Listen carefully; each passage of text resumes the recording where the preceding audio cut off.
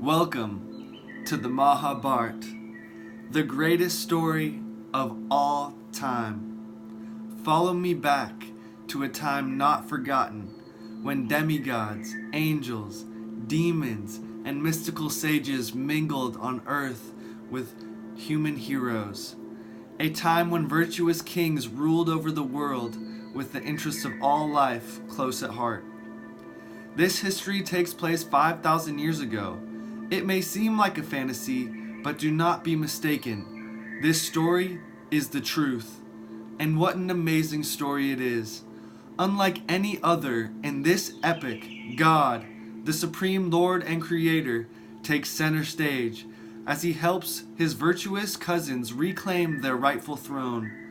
Lord Sri Krishna incarnated for many reasons, including to destroy the demons, protect the devotees, and to re-establish religious principles. Lord Sri Krishna reenacts his eternal pastimes here in this temporary material world for our benefit. In doing so, he bewilders the non-believers. To them, Lord Sri Krishna is just another human character, but in reality he is not. He is the all-powerful and merciful Lord of the multiverse. And in this history, he is playing his original and favorite character to help teach us the way of righteousness by personally setting the example.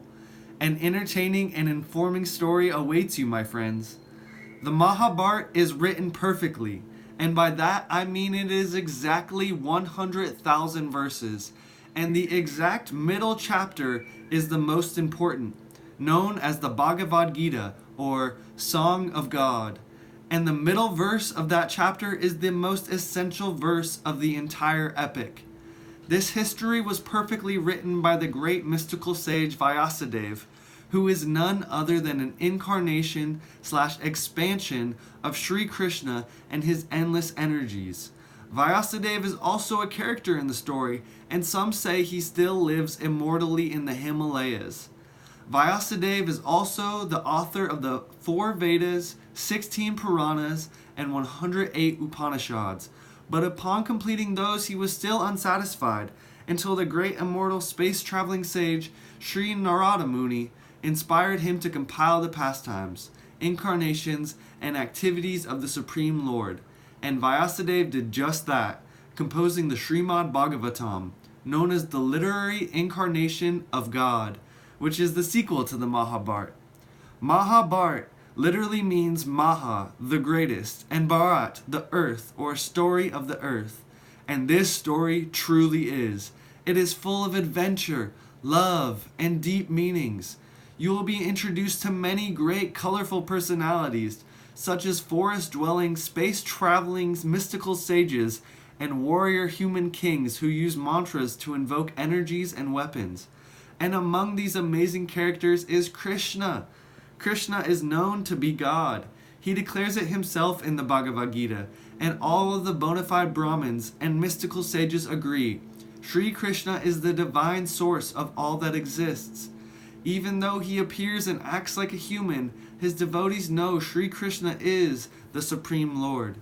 Due to Krishna's presence in the Mahabharta, it is considered a holy scripture, often referred to as the 5th Veda, and as before mentioned, it contains the Bhagavad Gita, which is the most famous of Vedic literatures, which was spoken, or more correctly, sang by Sri Krishna on the battlefield of Kurukshetra right before the war began to his distressed friend Arjuna, describing the different paths one may take and where they will lead.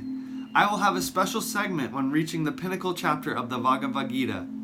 The Mahabharta is not only an amazingly entertaining history, but it is also full of prevalent insight on how to live righteously in the eyes of God, along with profound understandings of the intricacies of virtue. Before we begin, I would like to offer my humblest obeisances to all that contributed in preserving these holy texts and translating them into English. I have much appreciation to Krishna Dharma, whose retelling of the Mahabharta highly informed and inspired me to make this video series. I give so much credit and thanks to him. Thank you for your service.